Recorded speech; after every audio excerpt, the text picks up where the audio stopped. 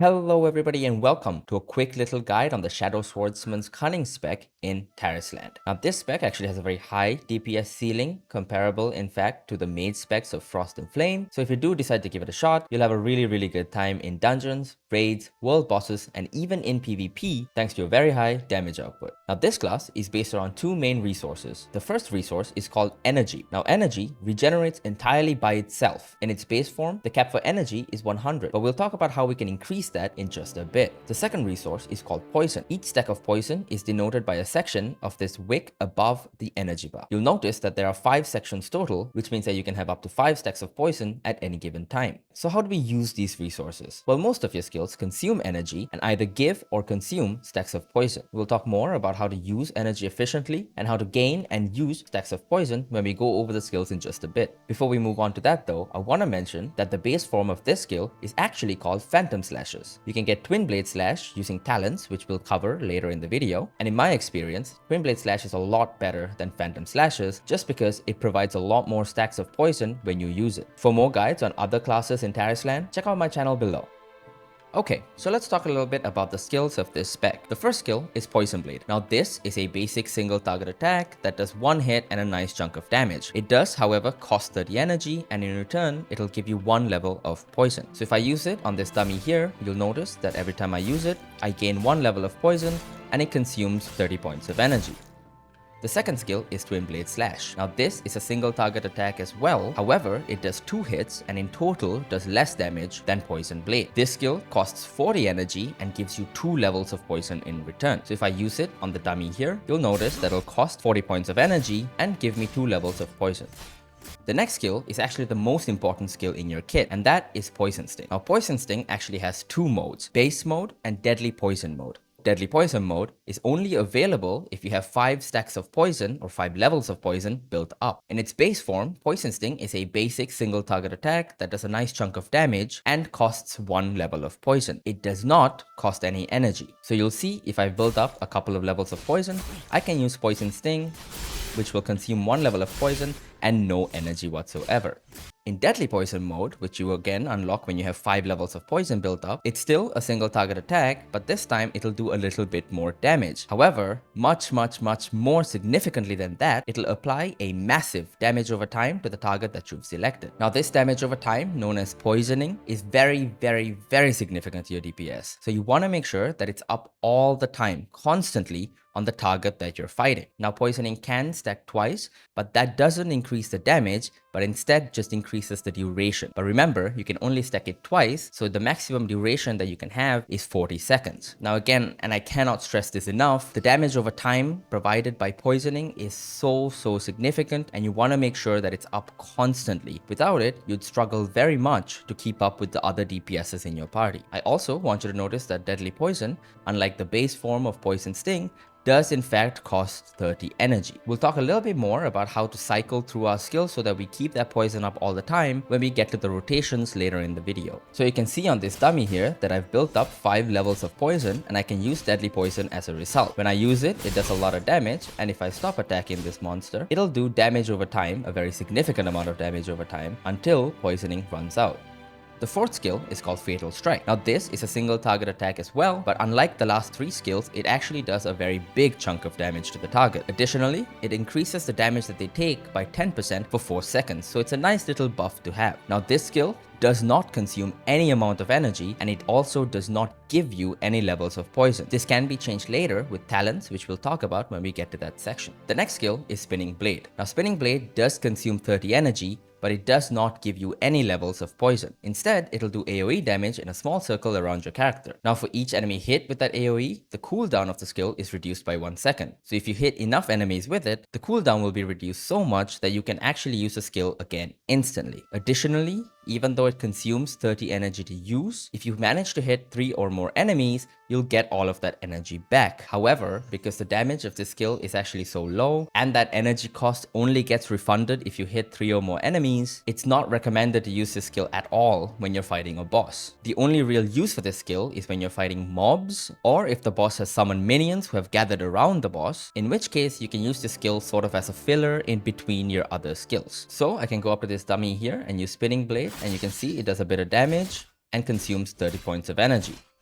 The final skill of this spec is Vulnerate. This is your basic self buff, and what it does is increases your attack by 133 and adds another hit to all of your direct damaging skills. Now your direct damaging skills are all of your single target attacks, so Poison Blade, Twin Blade Slash, Poison Sting and Deadly Poison, and Fatal Strike. It does not apply to Spinning Blade. The extra hit that you get to all of your skills isn't very significant, but it does have a noticeable effect on your DPS. Plus the boost to your attack is also very nice, so this is a great self buff to have.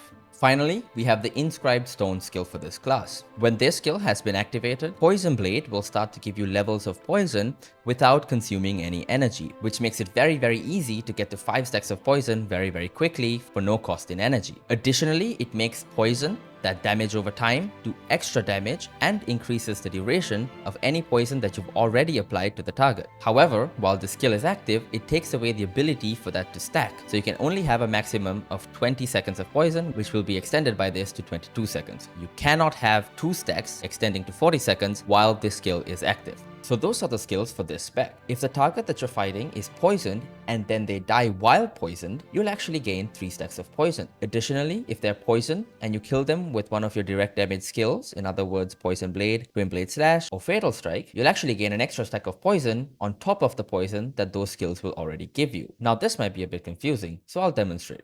So you can see here on this harpy, I'm now ready to poison the harpy, and if I do, I'll use up all of my stacks of poison as a result.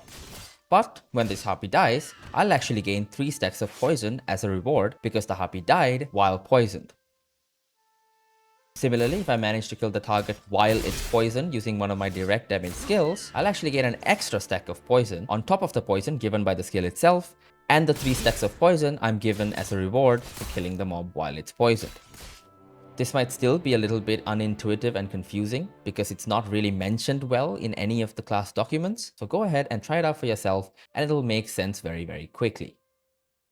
Okay, so let's talk a little bit about talents. Now this may not be the most optimized talent build, but I found these talents to be the most helpful in maximizing my own DPS. The first talent is Poison Blade Plus. Now this basically increases the damage dealt by Poison Blade by a pretty significant amount and reduces the energy required by a small amount. I would say this is the first of many must-have talents for this class, simply because we'll be using Poison Blade often enough that this actually has a significant impact on your DPS. The second is Poison Sting Plus. This increases the damage of Poison Sting by 20%, which is also significant, and increases energy regen by a small amount. This again is another must-have simply because we'll be using Poison Sting enough as well for this to have a significant impact on the DPS. The next talent is Cunning Master. This increases your combo rate by 3%. Now this is useful to meet the combo rate requirements of energy control. You can see here that there are multiple thresholds that when met will increase your energy cap. So it's really useful to use Cunning Master to meet one of those thresholds as required. It's also worth noting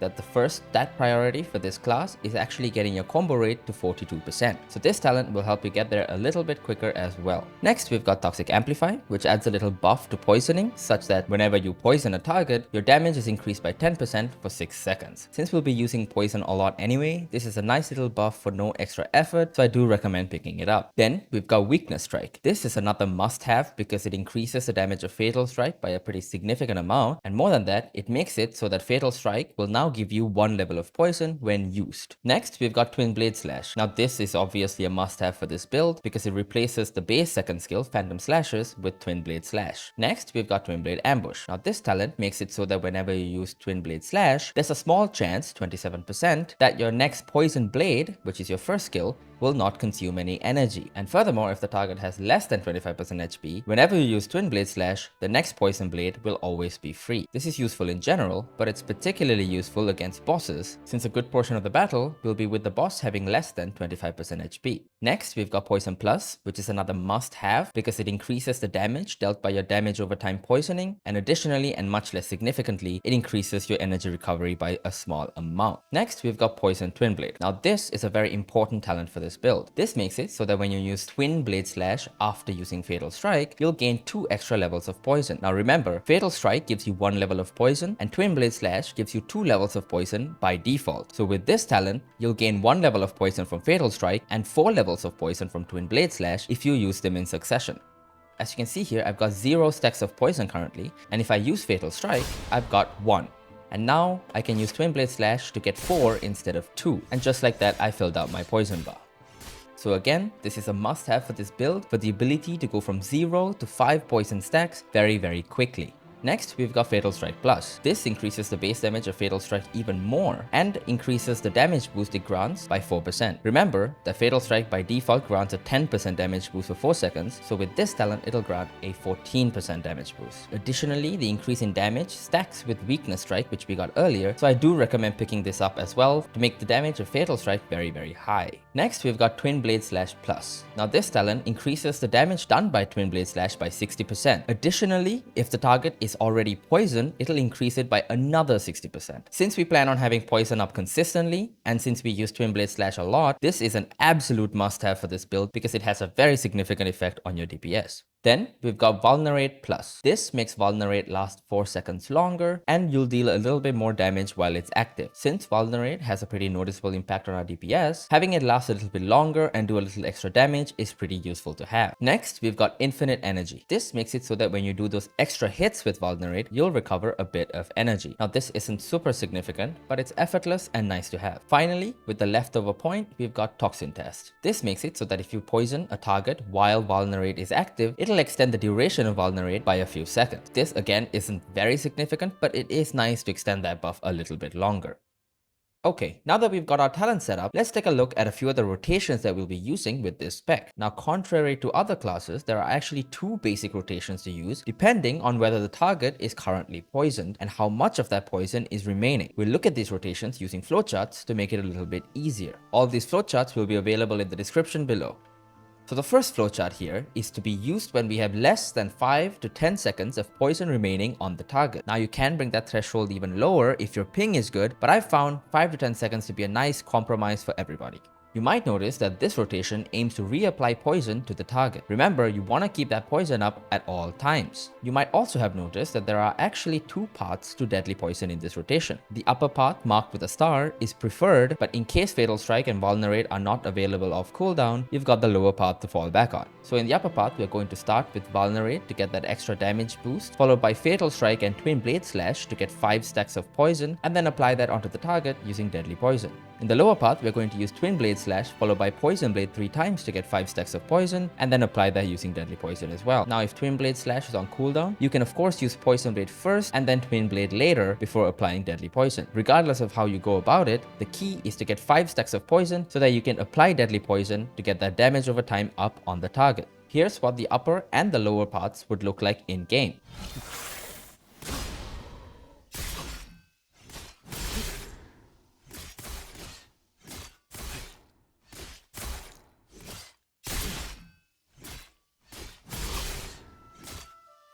Some key points to remember for this rotation is that for the upper path, you can skip Vulnerate if it's not available, and you should try to make Twin Blade Slash available off cooldown when Fatal Strike is ready to be used, so that you can use them together to gain those 5 stacks of poison. The next rotation is if you have poison already applied and there's plenty of it remaining. In this scenario, we're not looking to reapply poison because again, the damage of poison doesn't increase with stacks, only the duration. So instead, we're going to be using Poison Sting in its base form to simply do damage. We're going to do this by using Twin Blade Slash and Poison Blade to build up a few poison levels, and then we'll use Poison Sting as many times as we can, since it has no cooldown, to consume all of those levels of poison. Now remember, if you build up to 5 stacks of poison, you won't be able to use base Poison Sting, and you'll have to use Deadly Poison to apply that damage over time. So make sure that you don't go beyond 4 levels of poison before using Poison Sting. It's also worth noting that you don't need to build all the way to 4 levels of poison before using Poison Sting. You can use Twin Blade Slash and Poison Blade until you run out of energy, and then use Poison Sting to consume those levels of poison while waiting for energy to recover. Now here's what that rotation would look like in game.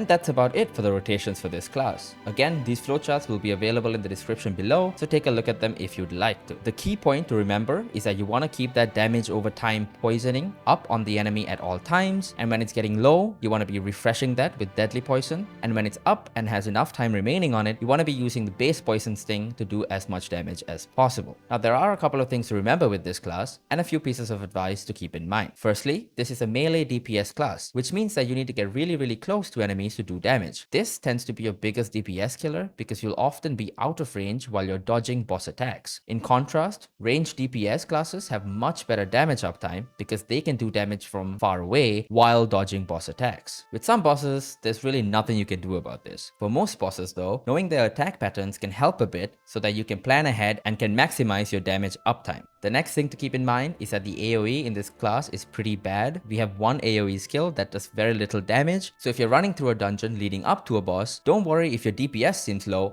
on the normal mobs. Additionally, since the class is so reliant on that damage over time, it can take a minute for your DPS to build up on a boss. Now, the skills and resource management for this class aren't very complicated, since you're just building poison stacks, applying poison, and then rinsing and repeating. However, the difficulty of this class comes on the fact that you have to really focus on dodging attacks and trying to keep that damage uptime high. As a result, this is actually a very fun class to use because it involves a lot of on-the-fly decision making and a lot of focus required to make the most out of your kit during a battle. Okay, so before we wrap up, I want to talk a little bit about the Inscribe stone tree for this spec. Typically, you want to start off by beelining to these two emblem slots here by putting 1 point per node on the left and the right side of the tree. Then you want to put some emblems in here that boost this node and this node because these both give you combo percentage, and make sure that they're maxed out as well. Once you've got these two nodes maxed out and boosted, we can beeline to the next emblem slot, making sure that we go through this combo percentage node here. After you've got this slot unlocked, you can put 1 point each into these two nodes here so that you unlock this slot and this slot. Once you've unlocked all the emblem slots, you can go back and max out this combo percentage node and this combo percentage node. Remember, the first priority for this class is a 42% combo rate. That's why we maxed out all our combo nodes and boosted them where we can. After that, I recommend maxing out this node, which increases your combo damage, and boosting it with this emblem here. After that, we can focus all remaining points into nodes that give you Omni. A good one to start with is this one here because you can boost it with this emblem. And that's everything about the Shadow Swordsman's Cunning spec in Tarisland. Once again, this spec and this class is on the harder end of the spectrum of DPS classes, which means that it's on the more fun end of the spectrum of DPS classes. There's a lot of on-the-fly decision making, as well as a lot of work that you need to put in to understand boss mechanics so that you can dodge and keep your damage uptime as high as possible throughout the battle. Once you've got a little bit of experience with this class and you've got the rhythms of the rotations down a little bit more, you'll find that this class can very easily keep up with the rest of the top DPS characters in the game. As always, I hope that I've either encouraged you to give this spec a try or helped you understand it a little bit better so you can be more efficient and get better DPS numbers out of it. Thank you for watching, and I'll see you guys next time.